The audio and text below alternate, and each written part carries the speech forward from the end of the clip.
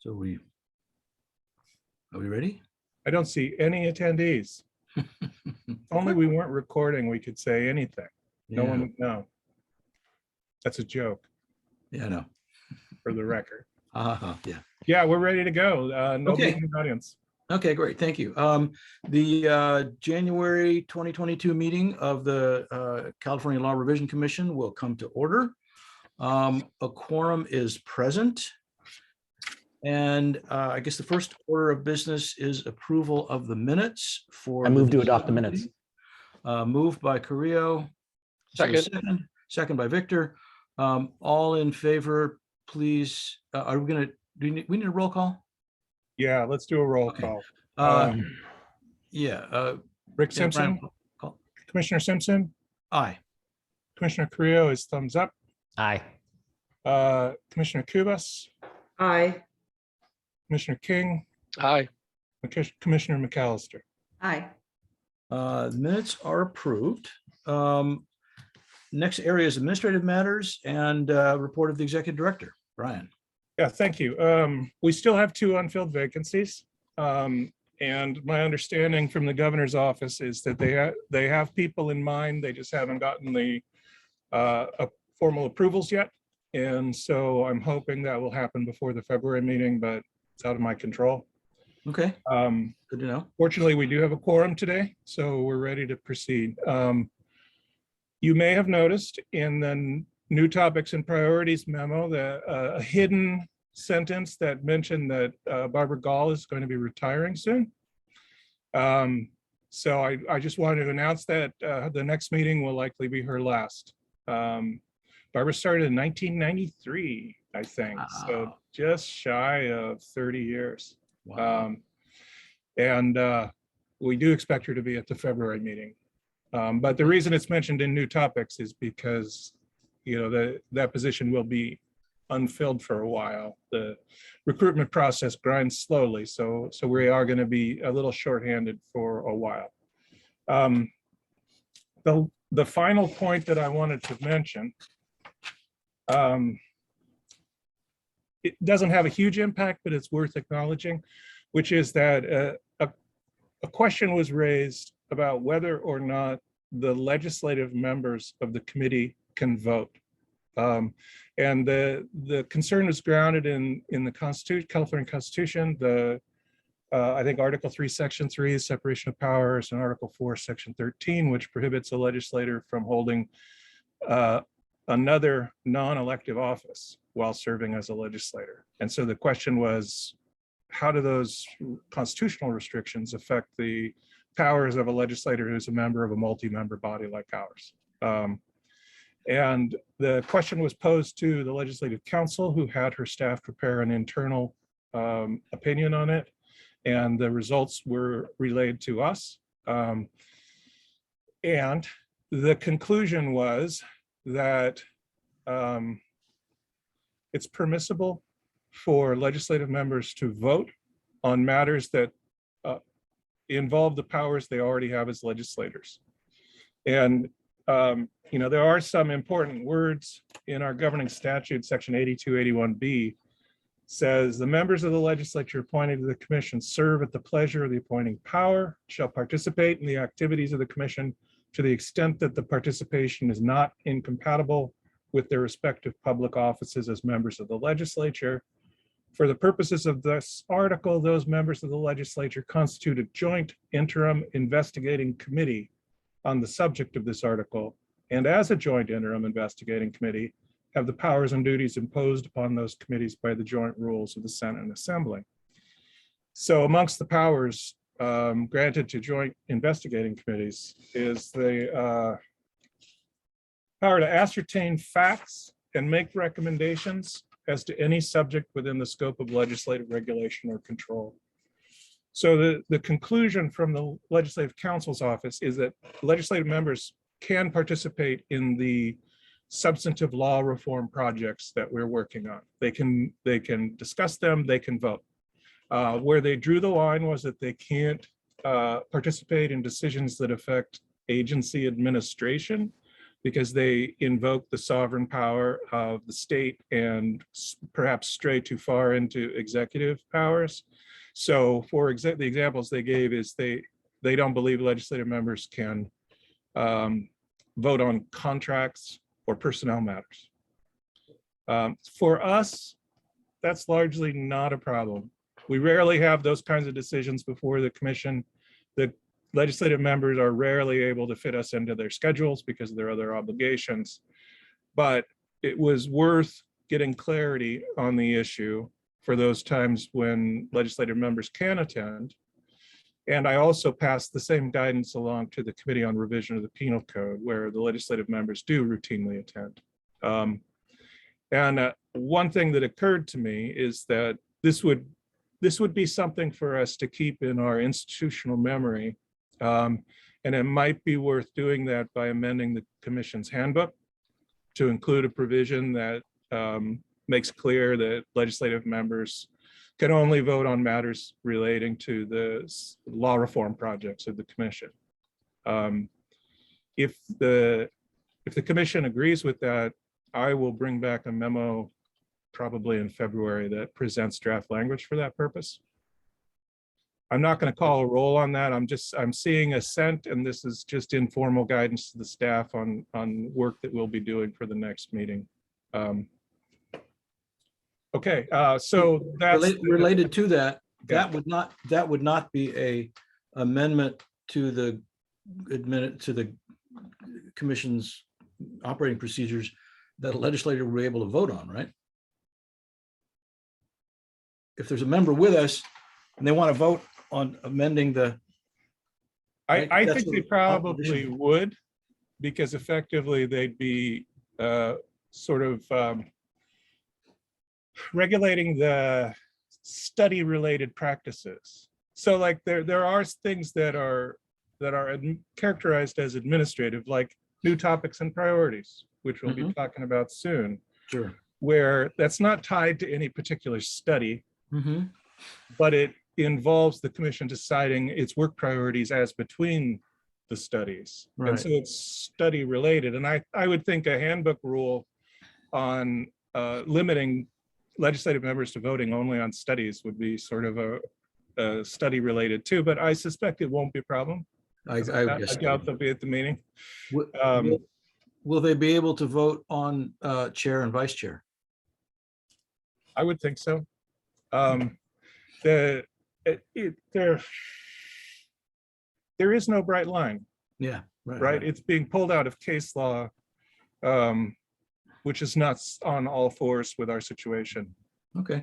And maybe that's an argument against putting it in the handbook, or stating it very vaguely that, you know, the powers of legislative members are constrained by the California Constitution and by Section 8281, just as a way of like making sure that after I retire, that future directors remember that this constraint exists and it doesn't just get lost. Right. Okay. And maybe Kara can help us Sure. craft that as well. Okay. So that's all I have on that item. Okay. Commissioner suggestions. Are there any topics, discussion issues that any of the commission members want to raise? Seeing none, hearing none.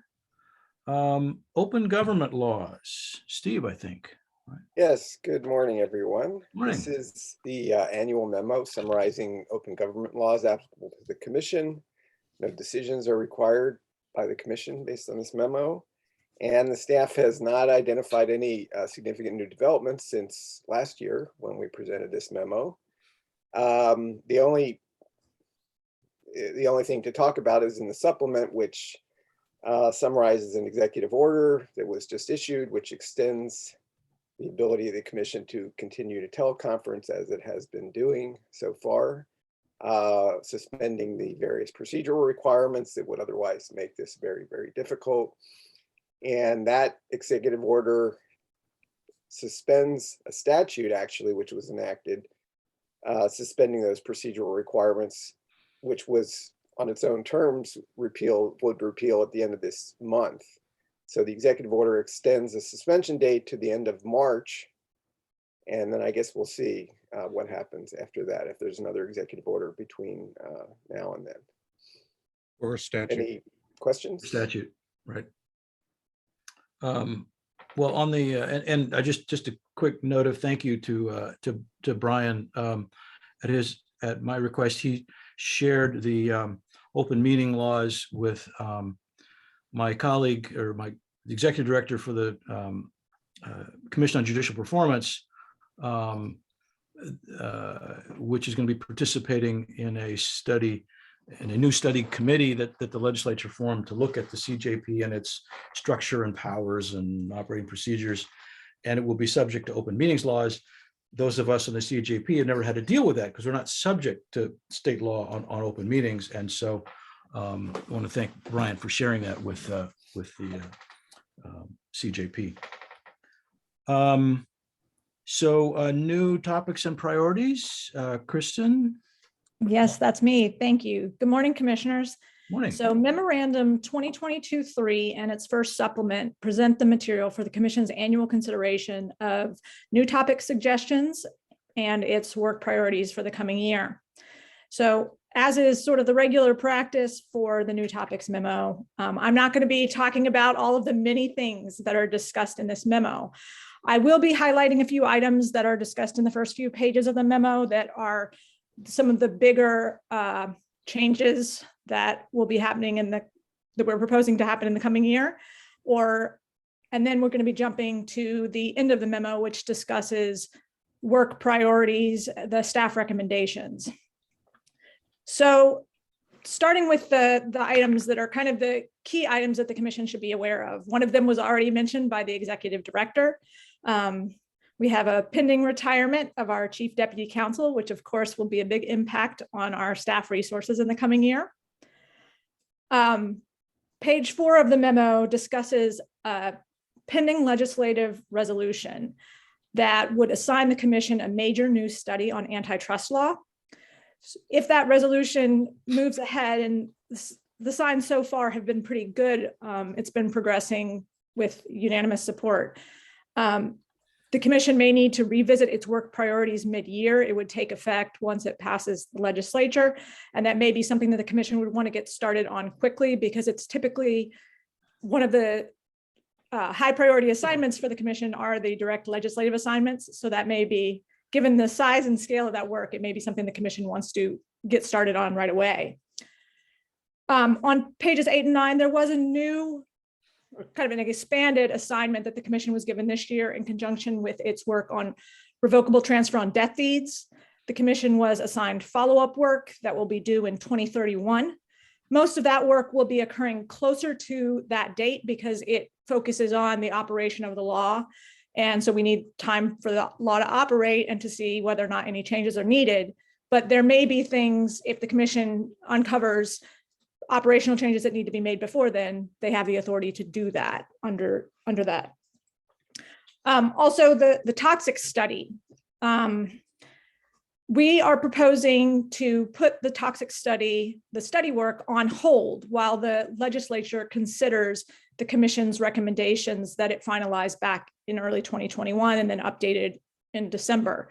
We'll be seeking legislative enactment of those recommendations, and we want to sort of gauge the legislature's receptivity to the recodification before we proceed with additional study work. I think that might be just a prudent path for the commission. So with those items, those are kind of the key big changes this year. I just wanted to pause for a moment because I'll be jumping into the work priorities, but I don't know if there's any specific items in the memo that the commission would like to discuss. Any members want to raise issues about? Okay. Okay. Kristen. So beginning on page 42, the memo discusses the available staff resources for 2022, accounting for all the staff's administrative responsibilities, the legislative work, and the pending retirement of our chief deputy counsel. We anticipate that the commission will have no more than 2.5 attorney positions to assign to study work. The chart on page 42 shows for our active studies, the amount of attorney time that we expect each of those studies will consume. The major active study that will be consuming the most attorneys this year is Fish and Game, which will be consuming 1.25 attorneys. And then there are 3 remaining studies which will each consume 1/4 of an attorney. And those are the trial court restructuring, surveillance of electronic communications, and non-probate transfer of stock cooperatives. With that, that would only leave half an attorney position to assign to new work. And so the commission could take on 1 or 2 modest studies with that. And in the following pages, we summarize, what some of the options are. And in the end, the staff recommends 2 particular studies. So the commission recently in its resolution of authority got added the authority to work on emergency related law reform. Given the ongoing pandemic, we feel like that would be a very timely assignment to take on. And, it would really benefit from the current experience and knowledge and familiarity that everybody has with what sort of problems people have been running into while the pandemic has been ongoing. So that's one of. Interrupt, Kristen, sorry. The other thing to realize about that is that that's authority we just asked for.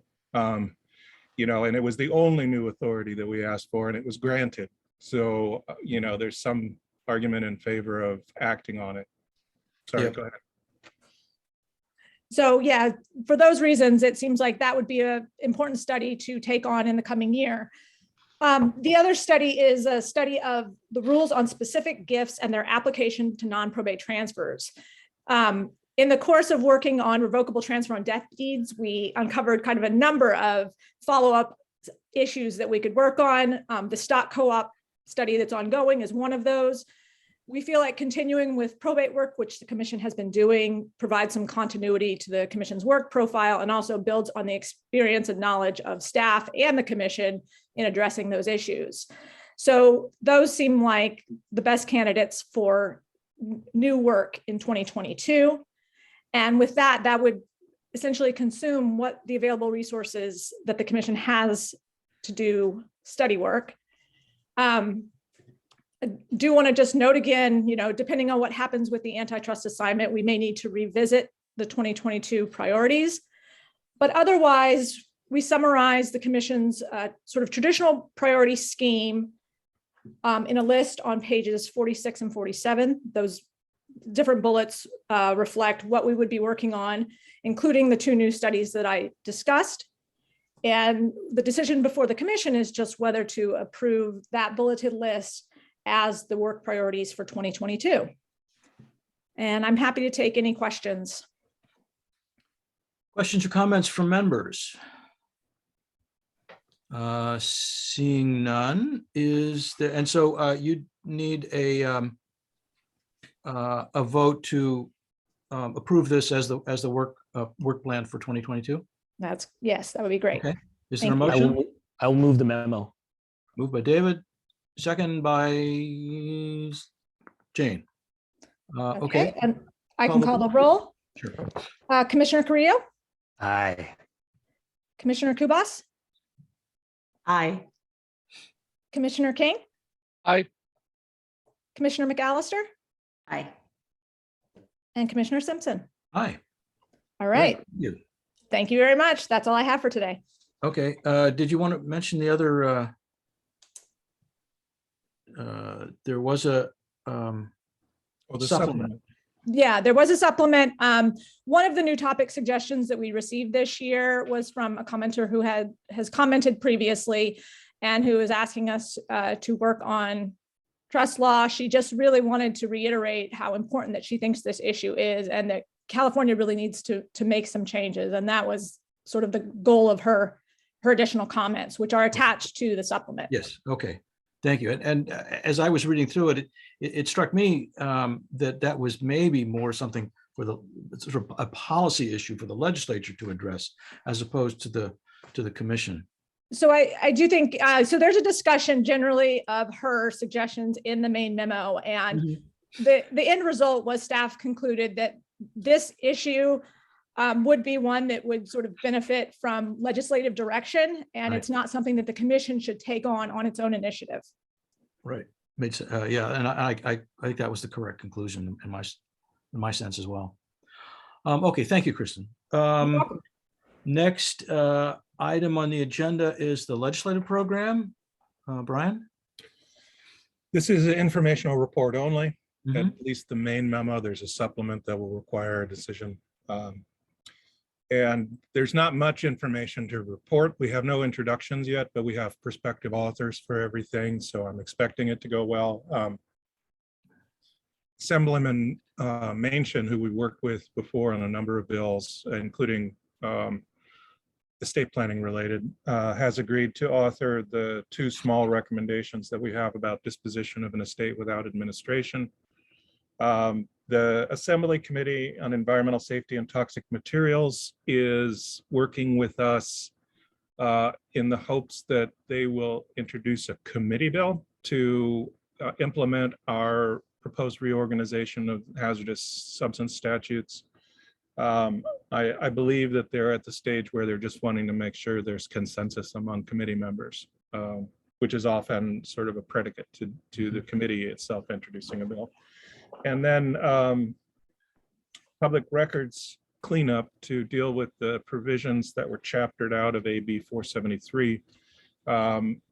We got a suggestion from Legislative Counsel's office that the maintenance of the codes bill could be a vehicle for that, and we've been working with staff there towards implementing it. And then there's a supplement to this memo that Barbara authored that discusses that particular issue.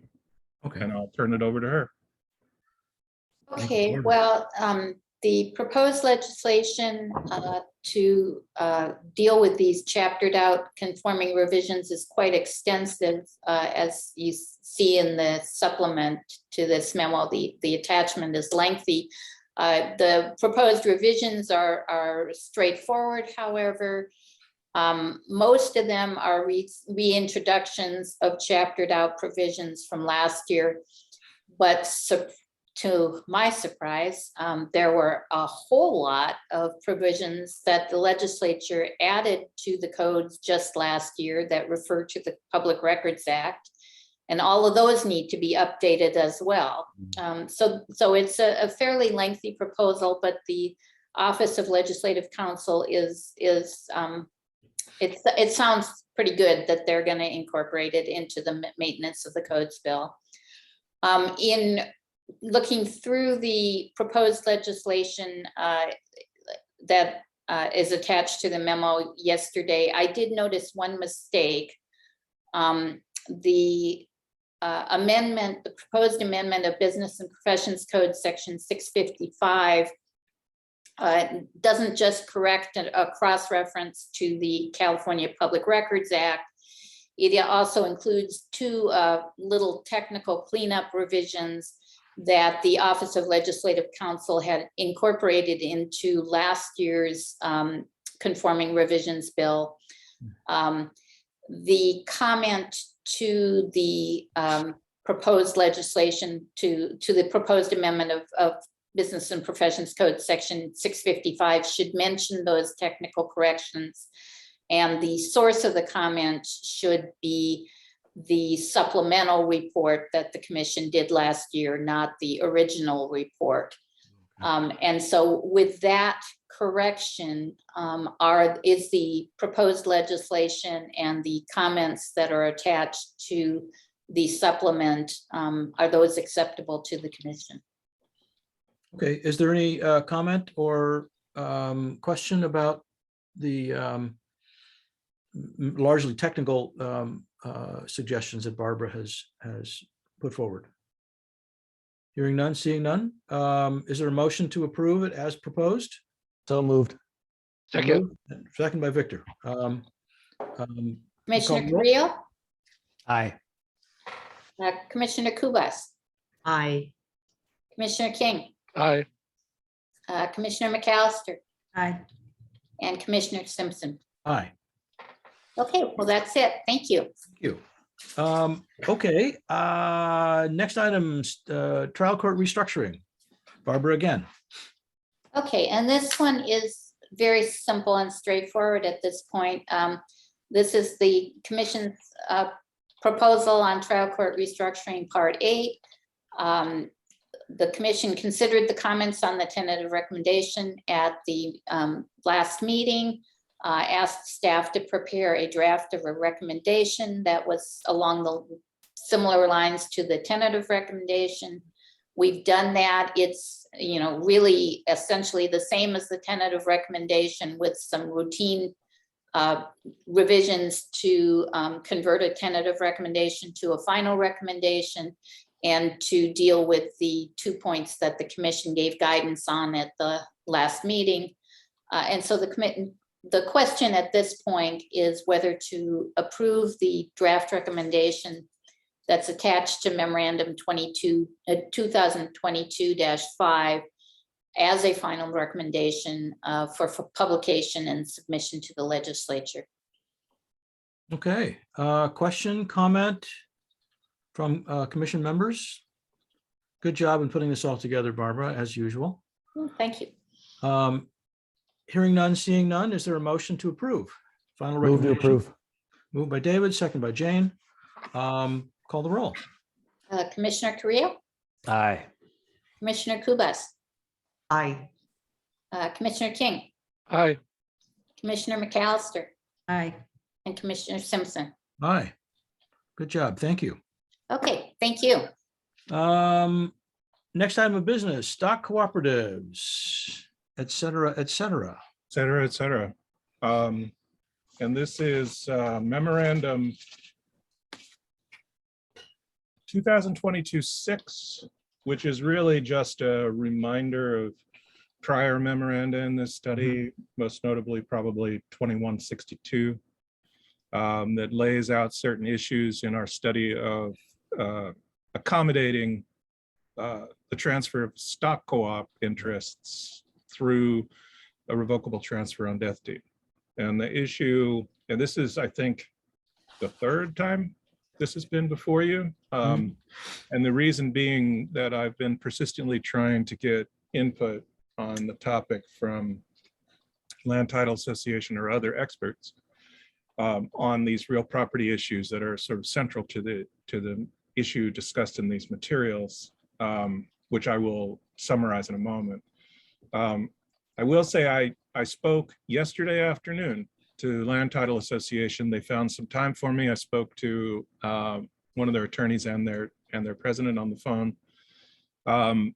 And this morning, I got an email from the current chair of the real property section of the California Lawyers Association, directing me towards a person who could help me.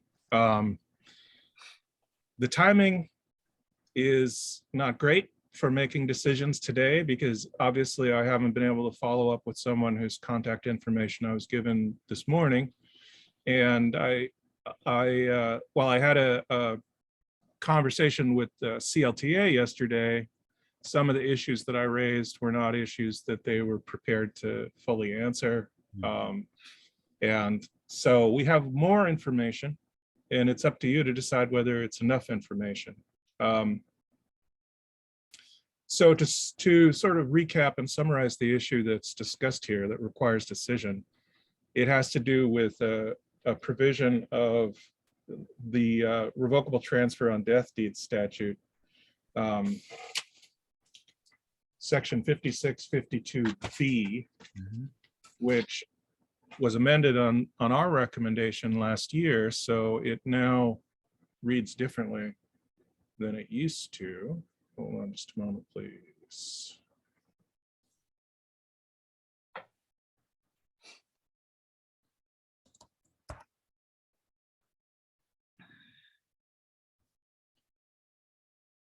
Okay, so here we go. This is the key language. It says property is transferred by a revocable transfer on death deed subject to any limitation on the transferor's interest that is of record at the transferor's death or that is recorded no later than 120 days after the affidavit required by, et cetera, et cetera.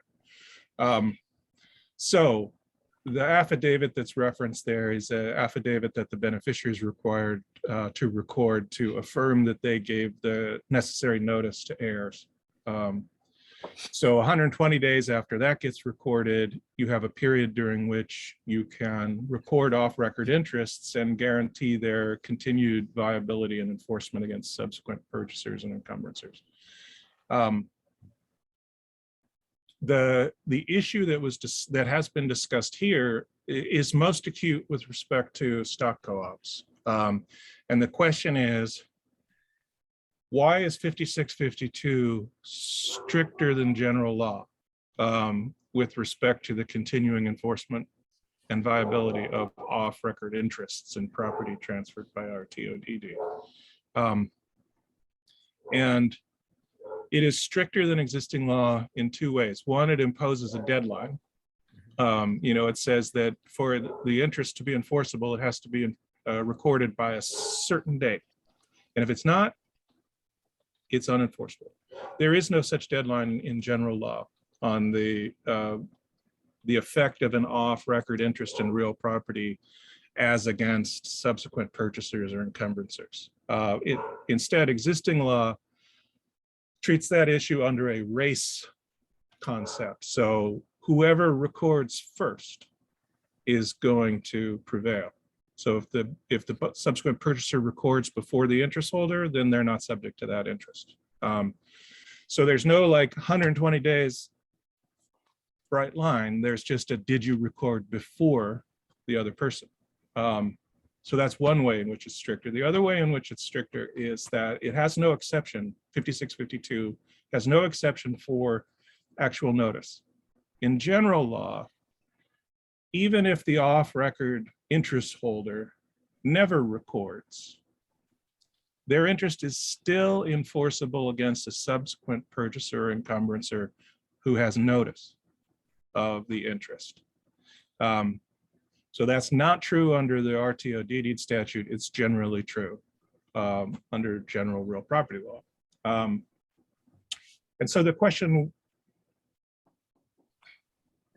is whether that provision needs to be that strict, and it was especially a concern with respect to stock co-ops for two reasons. One is, and this is critical, stock co-ops very often, typically probably, don't involve recordation of a deed. If I acquire an interest in a stock co-op, my interest is governed by an agreement that I enter into with the corporation that owns the development, and the issuance of a share in that corporation, which probably obliges me to abide by the governing documents of the corporation, the bylaws, articles of incorporation, etc. Those documents don't have to be recorded. When I buy an interest in a stock co-op, I'm not actually, well, it is deemed by law to be an interest in real property, but I don't get a deed and I don't have to record it. Instead, the restrictions that govern my use of the property are these off-record agreements and governing documents. And so typically, those restrictions will not be of record. And the other thing about those restrictions is that in a stock co-op, there are unusually important use restrictions. Stock co-ops typically have features like the board of directors gets to decide whether or not to approve new occupants. They often include a right to repurchase an interest on the death of the interest holder. Many of them are age restricted. Many of them are limited equity housing developments, which means that the purchase price is capped artificially. And so somebody who buys an interest pays a below market rate for that interest, but they can only sell it back to the co-op. Or if they sell it to a third party, they're obliged to sell it only at the market rate. They don't get, or excuse me, not market rate, the artificially capped rate. So all of those are extremely important restrictions that are pretty sort of idiosyncratic to stock co-ops. and mostly off record. So 5652 as drafted creates a real potential problem for stock co-ops if they are brought into the revocable transfer on death deed statute. That section could operate to strip out significant and important restrictions simply because the people running the stock co-op didn't act in time.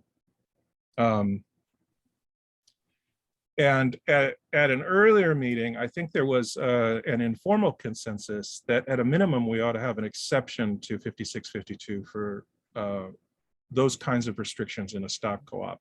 Not every conceivable off-record limitation, but off-record limitations that are expressed in agreements between the owner and the stock co-op and in the stock co-op's governing documents.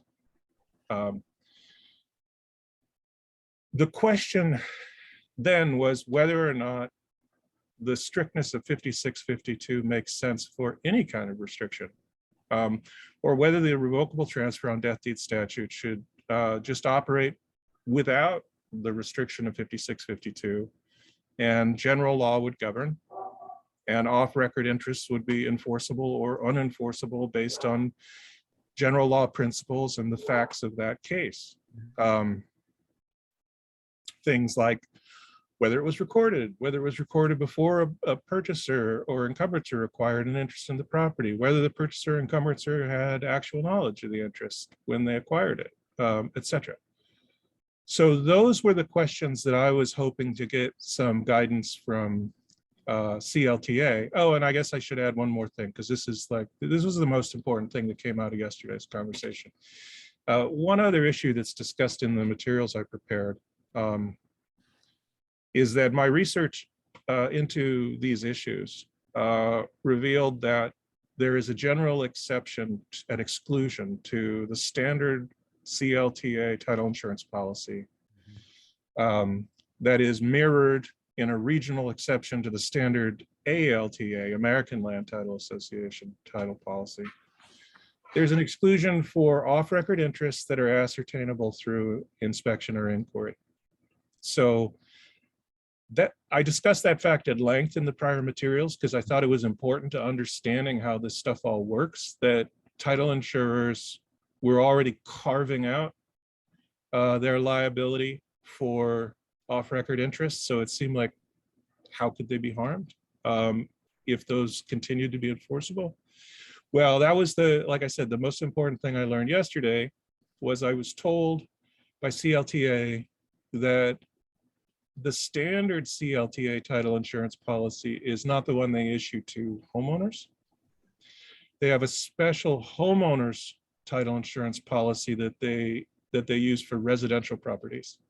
And the residential title insurance policy does not include an exclusion for off-record interests that are ascertainable through inspection or inquiry. So I asked them, well,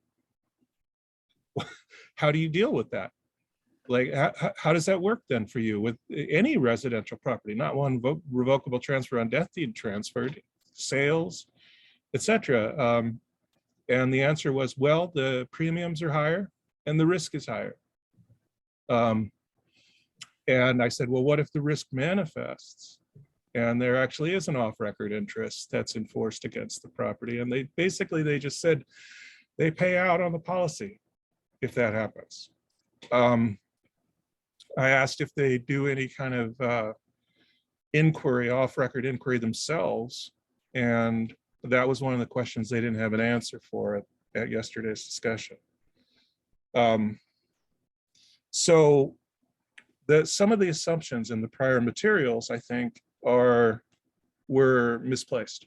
To the extent that I relied in the analysis on the notion that they were already carving out this potential liability from the policies they were issuing, I don't think that's true. I think that they are facing risk of off-record interests generally. Now, I don't know why that risk would be any greater or different with a revocable transfer on death deed versus any other kind of transfer. If I sell my house, there's a chance there's an off-record interest. If I convey my house by revocable transfer on death deed, it seems like the exact same magnitude and character of risk exists. And so one of the questions that I had asked them was, what's the difference? Why would a revocable transfer on death deed statute need to be stricter here? Why is the risk any more likely to occur or any more severe in its consequence than for any other kind of conveyance? And they had canvassed their members, and their members pretty uniformly asserted that it would be greater. But they didn't have a reason that they shared with me that really made sense. But they do feel like revocable transfer on death deeds pose a greater risk of this kind of thing happening. I'm not convinced that that's true, but that's their perception. Did you have a question, Commissioner McAllister?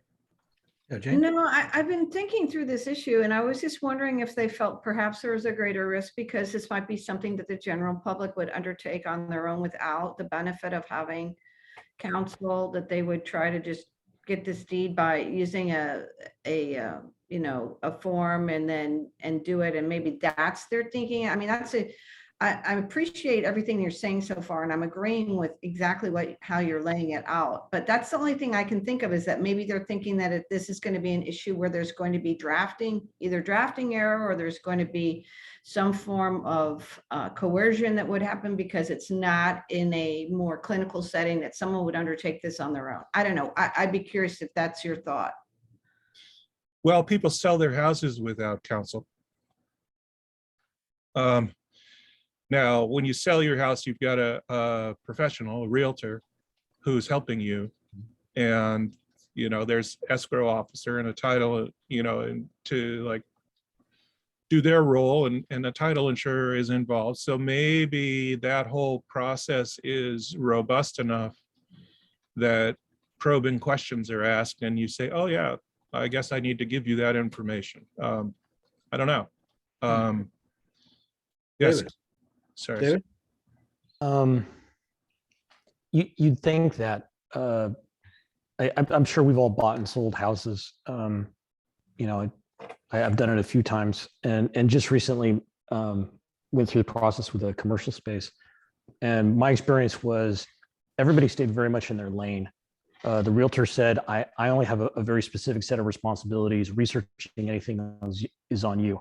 The title company said the same thing. Like, we've done our diligence. Anything else that's potentially out there, that's on you. And there actually was an ambiguity about a potential city regulation, a specific limitation on the property, whether it applied or not, and whether it applied or not could have substantially affected the kind of title insurance we wanted or should have gotten, and the cost of it. But the title insurer wouldn't take any responsibility for tracking that down. The realtor wouldn't. Nobody would, basically. Like, it was on us. And my resources might be a little bit different than the average person's, and even for us, it was a huge pain in the neck. It came down to the wire, and even though we had 4 attorneys looking at it, it was vague right up until the last minute, and we basically just had to roll the dice and take a chance. And I expect that some version of that would be the common experience, where it's on the buyer. It's on you. Yeah.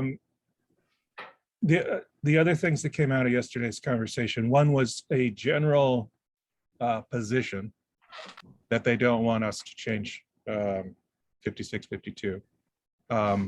They like it the way it is. They like that it creates a bright line, fresh start, right? You get past this date, you know where you stand. And I understand that. It makes their position more secure and less risky. But I don't know why that extra security and risky is required here when it isn't required for routine sales or refinance. So I think what I took from it is, if we proceed with this, their position will likely be opposition. And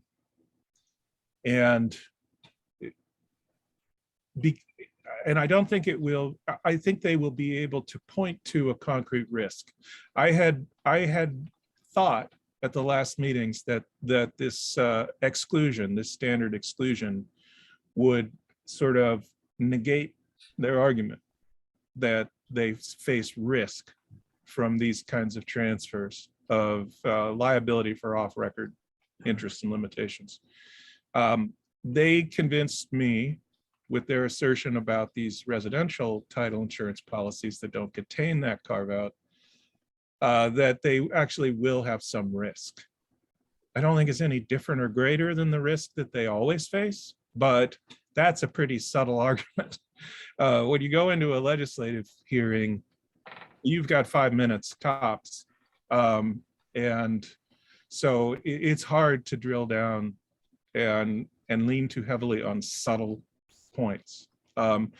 So if we make this change, it's likely that there'll be opposition, and it would be something we would have to like repeatedly explain to committee staff and hope that they see it the way we see it, et cetera. And that's just, I think, the reality of it. When I was thinking about this before the conversation yesterday, but I was thinking about it in the interim between these meetings, but especially I reflected on it after the conversation when I realized they actually do have risk. They'll have a rational argument that this is disadvantageous. This change is disadvantageous to them. It occurred to me that it would not be unprincipled to retreat to our original position on this, which is to create just a carve out for stock co-ops. And the reason for that is that because of the special character of stock co-ops. With respect to most restrictions on the use of real property or enforceable interests against that property, a mechanics lien, a judgment lien, that kind of thing, those have to be recorded to be enforceable in general under existing law. So if you want, like in a normal non-stock co-op CID, if you want property restrictions to run with the land so that subsequent purchasers are bound by them when they purchase, they have to be of record. Stock co-ops are the exception because it is not technically a burden on title. It's a burden that's imposed through the agreement with the corporation that's selling you a use right. So you're agreeing to these restrictions as a matter of contract, or by becoming a member of a corporation, you're then bound by it as a matter of the governing rules of the corporation. Those don't have to be recorded to be enforceable and typically won't be. So there's a special need for stock co-ops because they have these non-title based restrictions that don't have to be recorded. That doesn't exist for other kinds of restrictions on the use of property. And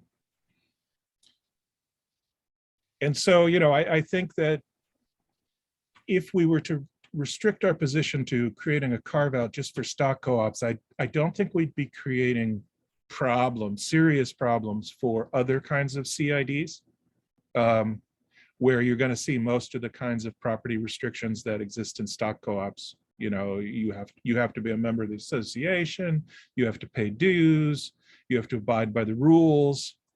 All of those things are going to be grounded in a recorded declaration. And so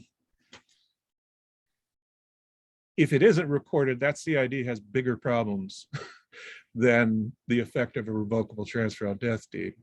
And I think if we were to frame our proposal as an accommodation to stock co-ops, rather than a sort of a broader reappraisal of the statute that the commission originally recommended and the legislature enacted, I think you'd still be gaining virtually all the benefit of the reform, but with significantly less pushback.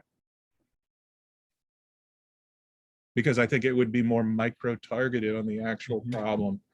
And I don't, while I think there's a principled argument for extending it out, I think in reality, the practical need to extend it out is less clear. Okay, I saw a hand. Yeah, David? I'm in favor of Brian's position. I feel like the commission spent a lot of time on this issue and wondering how many people it's actually going to affect. So, you know, given how many other issues we have on the agenda and limited staff availability, I'm in favor of drawing a line under this and saying, you know, we've looked at this, we've come up with a reasonable position. This is what we suggest. Okay, Jane? I totally agree. I think that's a smart move. I think obviously if this comes up in practice at some point later in time, you can always revisit it. I mean, it's not like it can never, but the smart move would be to follow that recommendation and carve out only for the stock co-ops, because they are such a different animal. And I would assume that there would be sufficient general law that could control the other issues that would come up with respect to different transfers that we've discussed. So I'd also, and if you need a motion on that, I'd be happy to make it that we follow that position. Yeah, Jane makes a variation on another point that I was thinking about, which is, you know, given how many variables there are here and how many unknowns there are, at some point the incentive is to just make a call on something and see how it works out. And if it doesn't work out, you know, let's revisit it in a few years. But there's a benefit to seeing how this plays out in practice and drawing those lessons for, you know, how well our current recommendation works out in real life. Like there's some things you just won't know until the rubber hits the road. Right, right. I do think we need a motion. Okay, then I will make the motion that I will we, second James' motion. yeah. Okay, and that's to limit the carve out is limited to the stock co-ops. Correct. Any other comments or questions from commissioners? I agree with this approach, but I'm wondering, Brian, do we need a commentary of any kind to sort of explain, you know, and do we have that ready? No. Okay. The last memo had alternative versions of the commentary to be slotted in if you chose one or another option on how to proceed. So we previously did have the commentary, but the new information from CLTA about their standard title insurance practice blows a hole in the commentary presented at the last meeting. It has to be rewritten. So, yeah, so our vote is basically to say we're going to do this, but there's going to be additional commentary forthcoming. Yeah. I would bring back a draft recommendation at the next meeting. Okay, that was what I want clarity on. Okay, that's great. Thank you. Okay, so there's been a motion by Jane, second by David, to limit the carve out to stock co-ops with commentary to be presented to us at the next meeting. Yep. Okay. Call the roll. Commissioner Simpson, Aye. Commissioner Carrillo, Aye. Commissioner Cubas, Aye. Commissioner King, Commissioner McAllister. Aye. And I saw Commissioner King raise his hand. Yes. I'm recording it as an aye. Thank you. I think that's all I need right now. We will revisit this hopefully for the last time in February. Terrific. Thank you. Thanks. Okay, and last item on the agenda, Fish and Game. Steve. All right, thank you. So as in previous meetings, you have two memos. One contains several staff recommendations that are presented as consent items. And the second, that's 22.7, and then 22.8 is a recurring informational memo, which essentially summarizes previous decisions that the commission has made about adding changes to a draft recommendation. So turning to 22.7, we have this time, in the past, we've presented multiple categories of proposed revisions. And just to sort of refresh briefly, what we're doing here, again, this has been labeled phase 1. We are taking proposed changes that the staff has offered and the commission has previously approved in a tentative recommendation that would have presented a recodified new Fish and Wildlife Code. And we are now attempting to take those revisions and now apply them to the existing Fish and Game Code. So the first section here, changes that should be made that we've categorized, these are all proposed changes that were in the tentative recommendation. We have presented them to the agencies who have been reviewing our changes in the tentative recommendation.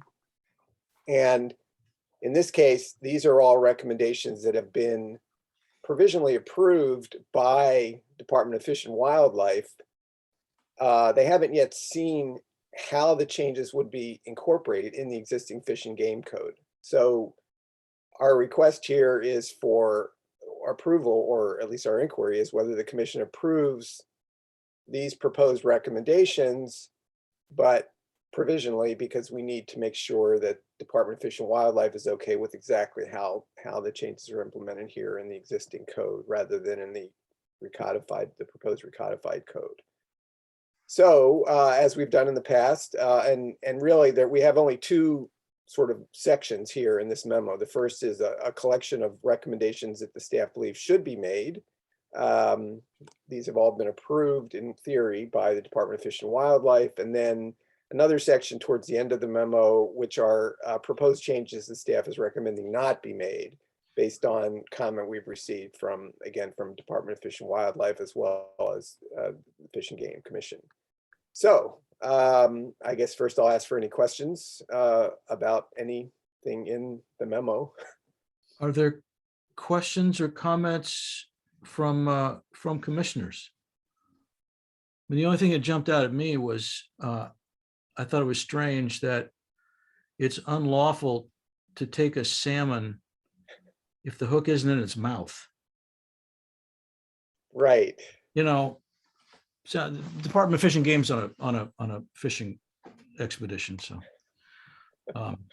anyway, Have you been waiting all month to use that? well, just for a couple of weeks. So it just seemed like the law has some sort of implied consent on the part of the salmon that it's going to bite the hook as opposed to it gets, you know. Anyway, never mind. Okay. Any other comments? Bears are going to jail. Yeah. No. Okay. Any other comments or questions on that part of the memo? Seeing none, hearing none. Steve? Okay, so you know, the way we've styled this in the memo is sort of two requested decisions by the commission, but there's really no reason to do that. So I will just ask whether the commission approves all the staff recommendations that are in this in the memo. memorandum. Okay. Is there, there's been a motion by David, second by somebody, anybody? Jane. Okay, you want to call the roll, Steve? Thanks very much. Yes, I will. Commissioner Carrillo, Aye. Commissioner Kuas, Aye. Commissioner King. Mhm. Was that, I'm sorry. King was aye. Aye, sorry, Oh, I there we was go. muted. Commissioner McAllister Aye. and Commissioner Simpson. Aye. Excellent. Thank you very much. And again, the second memo, 22.8, is just an informational memo. There's no decisions required there. If anyone any questions, feel free to fire away, but otherwise. Any questions or comments from members? Seeing none, hearing none? Great, thank you, Steve. Excellent. Thank you. And Brian, I think that covers any other business we need to. As long as we're talking about Fish and Game, I'll offer just one bit of related information, which is, as Steve's memo recounts, we had this big TR, the tentative recommendation that proposed to wholly recodify the Fish and Game Code into a new code. And we put it out for comment, and we got a request from the agencies that implement that, Fish and Game Commission, Department of Fish and Wildlife, to delay the comment deadline and bifurcate it into two phases. And Steve's been working on phase 1, which is responses to the notes in the tentative recommendation with an eye towards making appropriate technical revisions to existing fish and game code provisions. Phase 2, the comment deadline was January 1 of this year. The deferred comment deadline, January 1. Phase 2 is going to focus on reorganization. And so I just want to remind everybody of that sort of procedural context, because I'm expecting we'll have a memo for the February meeting that presents input from the agencies and one other stakeholder group so far who sent in a letter talking about whether to reorganize the code. So next meeting, we'll have more phase 1, but also we'll open the door to phase 2.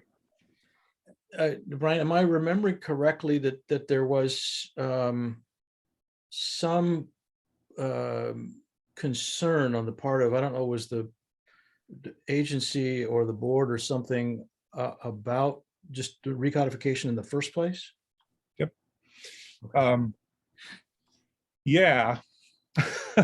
Yeah. They didn't want to change all the numbers because the Yeah, agents in because the everybody field- knows where the stuff is. I mean, Yeah, they that's- have all the code numbers memorized, and they didn't want us changing the number.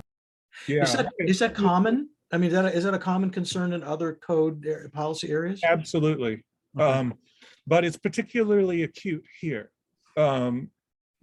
We have done massive recodifications in the past. Commission drafted the evidence code, the family code, recodified the probate code.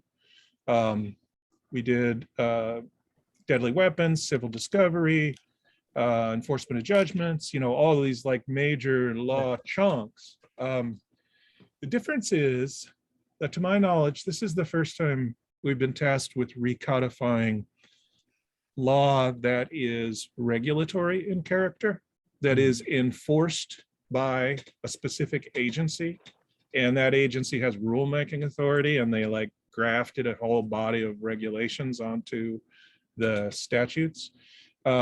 In the past, it's been law that had effects on people, but the people affected by it were sort of diffuse. Estate lawyers, judges, people who want to have, a certain result with a trust or something like that. With this, the principal impact is falling on a very concentrated entity. And it's another part of the executive branch with the ear of the governor. And they've got a huge body of regulations that would have to be conformed to the recodification. And so I think we're going to see unusually stiff and effective resistance. And I will discuss at the next meeting, like possible ways forward to deal with that. But, the department has been effective in our study at blocking things they really did not want to happen. There were a couple of issues that we looked at through when we were developing the recodification, where we were proposing possible changes that they strongly opposed. And they talked to the legislature and the governor about it and marshaled those entities to tell us not to do it. And we have no interest in doing things as a matter of principle that are not appreciated as helpful by anyone. And so, that's kind of the situation that we find ourselves in. Barbara. Well, I think all of what Brian's saying is true, but one thing to bear in mind is that this idea of recodifying the Fish and Game Code didn't come from the commission. It came from the legislature. And so that's something to keep in the back of your minds. It actually came out of a statutorily mandated strategic vision review that the Resources Agency conducted of the Department of Fish and Wildlife and Fish and Game Commission. So they were required to do this sort of self-reflection about what could be better. And one of the things they said was the code could be better.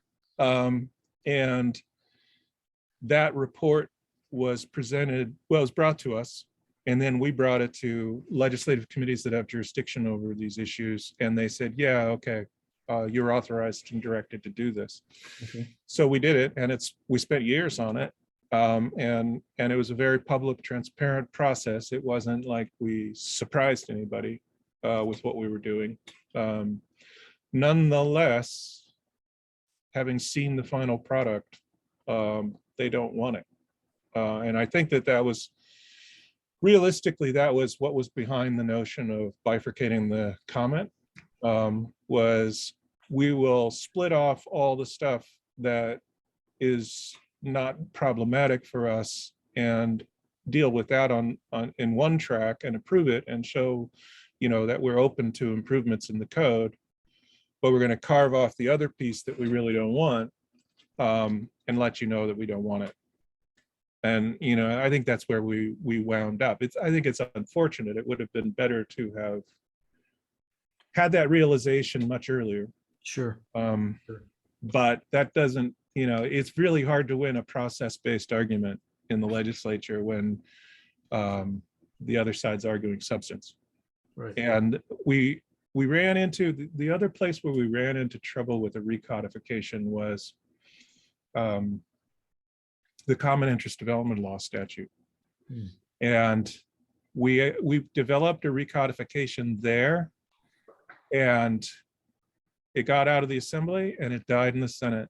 And opposition appeared for the first time prior to the Senate Committee on Judiciary hearing it.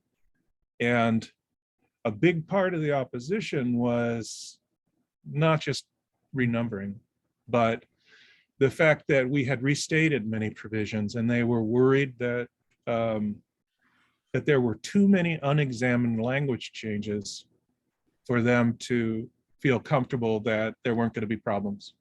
They couldn't point to specific problems, but they still said, we believe there are going to be unintended consequences because you've changed too much language. Even if you say over and over again that you're not changing substance, you're changing language. And so litigants are going to argue that the meaning changed. And Otherwise, why would you have changed it if you didn't intend to change the substance? yeah. And so we actually, after that failure to enact that one, we relaunched that project, and we did it with what we called the conservative drafting practice, where we would not make changes to language. We were changing organization. We would not make changes to language unless we saw a clear problem, that the language is broken or is clearly hard to understand. And if you met that threshold, we would change the language, but we would flag it and say, and the comments would flag it. And everywhere we didn't flag it, you could rely on the fact that that is existing language, we're not changing it. And with that sort of retraction of the approach, so we were no longer making sort of general language improvements. That was enactable, that got enacted. And in the Fish and Game Code, we anticipated that there might be similar concerns, that with the language that we were changing might create an opening for unintended future problems. And so we tried adopting the same kind of conservative drafting practice here. But I just think that the magnitude, I mean, the CID statute was probably, it was probably like 60 or 70 pages. The Fish and Game Code draft was 1,200 pages. And I think it just exceeded the capacity of the departments to scrutinize it closely enough to be comfortable that it wasn't a change that would be problematic. And also just a huge expense to them to do that kind of review, to where they think probably concluded like, we're just going to oppose because we don't know whether this is good or not. And the cost of finding out isn't worth the benefit to us of reorganizing the statute. That's my guess. And they also had the added problem that didn't exist elsewhere, that they would have to conform all their regulations. Right. And even we put in a provision to say, if you make a conforming change to a section number to reflect the reorganization, that does not need the normal Office of Administrative Law review, right? So we put in a procedural simplification for them. Even that was not enough. They're very concerned about how many attorney hours it would take to go careful through all their regulations, conform them to our changes. And I just don't think they see enough value in it to justify the transitional cost to their agency. Kristen is facing the same thing with the hazardous materials recodification. That is another recodification that involves a regulatory agency. That's largely why we have recommended that her second phase of work on that recodification hold off until we see what happens in the legislature to the first part. Because if the agency steps up and succeeds in blocking it, then what's the point of doing another recodification? We would shift gears and do something less ambitious. I do want to note, Brian, I haven't gotten an indication that that's the direction that they're heading at all, but. Well, Never neither know. have I. Until I did. And so, Okay. so yeah, that's coming. And I don't really want to talk more about the substance of it because it wasn't technically on the agenda. And Sure. and I mostly just wanted to alert you and remind you that that's the next phase, and I'm hoping to launch it at the next meeting. Yeah. That's helpful. Good, helpful context for when we start looking at next time. So Yeah, and a lot of that history is going to be reiterated in the memo that I'll write. But now you've got some basis for, especially I think of everybody here, Victor, I know, was around for that work. Jane, I don't remember if you overlapped with the building of that tentative recommendation, but I know the rest of you weren't here when that happened. So you don't have that history in mind. Okay. No, very helpful. Yeah. Okay. Any other comments or questions for the good of the order? Hearing none. Motion to Seeing none? adjourn. Feel better, Move to Jane. adjourn. Yep. There's been a Yeah, motion good to luck, Jane. adjourn. Thank you. Barbara, thank Second. you. In case I'm sidelined, I You wanted. won't be sidelined. No. I wanted to thank you for everything you've done. My first meeting was when we were working on that mediation issue, and in a big room in LA, coming from the airport, and I was like, you were like, I was so grateful for your calm and your wisdom, and so it's been such an honor to work with you all this time. So just wanted to say that. Thank you so much. And I'm hoping and expecting she'll be at the February meeting, and we will take time to recognize her for her service there. Absolutely. Yes. Absolutely. Yes. All right. Thank Thanks, you. everybody. Okay, Have see you a next good time. rest of January. Happy New Year. Happy Bye. New Year. Bye-bye. Bye-bye.